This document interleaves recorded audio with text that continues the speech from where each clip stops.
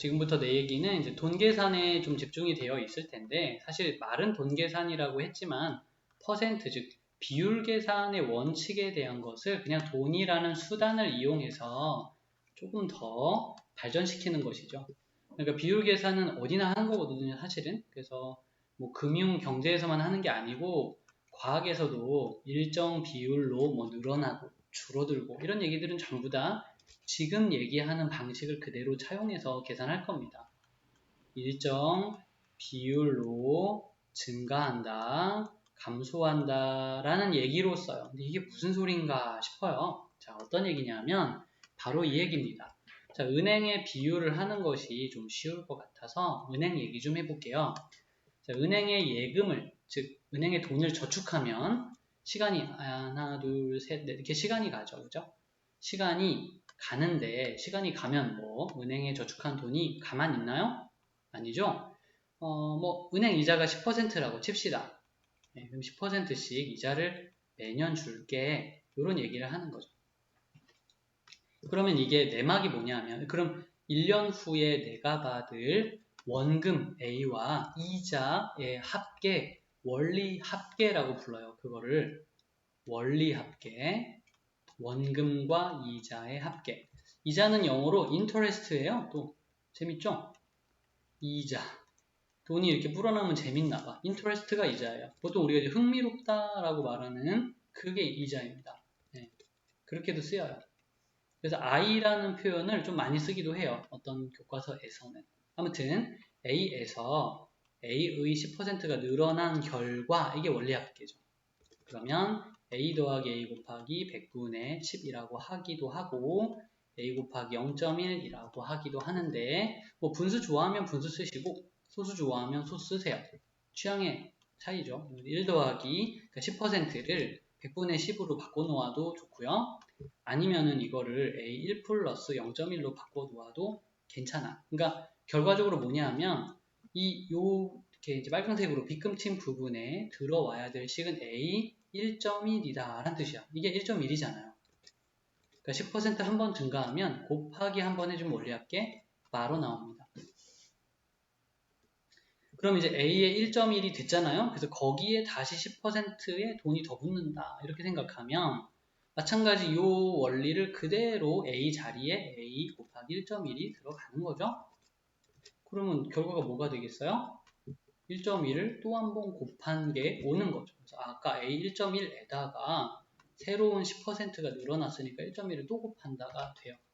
즉 곱하기만 짜르르 해주면 원리합계가 저절로 척척 나온다는 지금 그 얘기를 하고 있는 거거든요. 1, 2, 3, 4, 4, 5 이렇게 해가지고 A가 있을 때 10%, 10%, 10%, 10%, 10%가 있을 때 그러니까 자, 기본적으로 이때의 원금과 이자의 합계는 여기다 한번 이렇게 1.1을 곱해주면 되죠. 이 타이밍은 거기 이제 아까 검은색에서 한 번 더 곱하기를 해주면 된단 말이에요.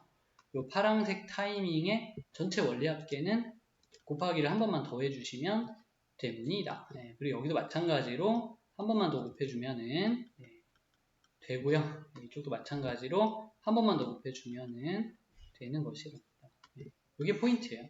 그래서 마지막에 A의 1.1의 5제곱이다 라는 것을 이야기하고 있어요. 이렇게. 그래서 원리 합계, 원금과 이자의 합계, 시간이 지날수록 원리 합계 계산하는 방법은 곱하기만 잘하면 된다. 입니다. 그러고 보니까 곱하기를 똑같은 걸 계속하네요. 그래서 이게 등비수열의 예제로 자꾸 등장하는 거예요. 근데 이제 이자 계산하는 방법 1번이라고 해서 지금 복리라는 컴파운드 이자 계산 방법을 보고 있습니다. 복합적이다라는 뜻인데 그게 뭐냐 하면 내 돈에 붙은 이자가 새롭게 원리 합계가 돼서 거기에 이자가 붙으니까 복합적인 어떤 돈의 단위 이자 계산법이 되는 거죠. 이거 말고 다른 것도 있어요. 단리라고 해서 복합적인 거 말고 심플하고 단순한 이자 계산법이라는 것도 존재합니다. 그것은 뭐냐 하면 그냥 이자 계산하는 어떤 제도가 규칙이 달라. 그냥 그런 거예요. 1, 2, 3, 4, 5가 있어가지고 이자 5번 준다고 하자. 이게 월일지 연일지는 잘 모르겠죠? 그냥 일단 1년에 한 번이라고 가정할게요. 근데 똑같아요, 아까랑. 그죠? 내가 지금 그리는 이 그림의 분위기가 얘랑 똑같잖아요. 뭐가 다른 거야? 제도, 계산법이 달라진 거야. 그러니까 A의 10%의 이자인 0.1A만큼의 이자를 준다는 얘기고요. 또다시 이거 두 개를 합친 것의 10%가 아니고 그냥 A의 10%, 0.1A를 또 준다는 얘기입니다. 그리고 다시 A의 10%인 0.1A를 또 준다는 소리고요. 다시 A의 10%인 0.1A를 준다는 얘기죠. 즉 더하기만 계속 해주면 된다는 그런 소리.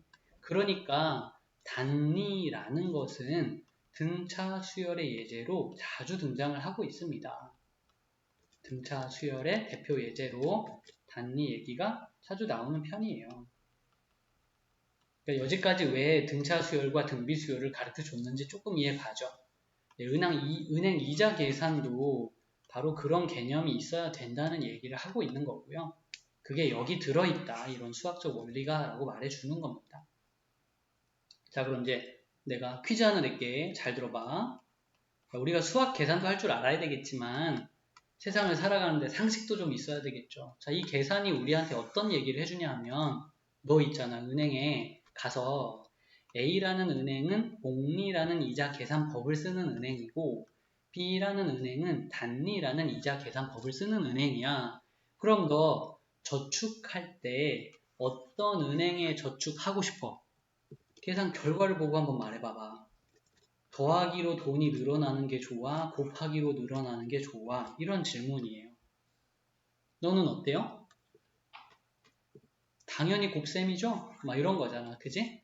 그래서 복리라는 이자 계산법을 은행이 발명하고 단리는 사라집니다. 안 써요. 인기가 없어서. 자연스럽게 이제 도태되는 거죠. 뭐 약간 그런 느낌들이 있어요. 세상이 이렇게 변해왔습니다. 그동안. 지금은 다 복리만 쓰죠. 물론 이제 돈을 갚을 때는 또 조금 마음이 아프겠죠. 이자를 받을 때는 좋은데 은행도 바보가 아닙니다. 이게 기업이라서 좋은 일, 뭐 공공을 위한 좋은 일 기능도 있겠지만 은행도 기업이라 이윤을 추구하는 회사예요. 그래서 이런 제도들을 개발해서 그런 활동을 열심히 하고 있는 겁니다. 좋은 거죠. 지금 같은 사회에서. 네, 그러면 일단 이 정도로 마감하고요.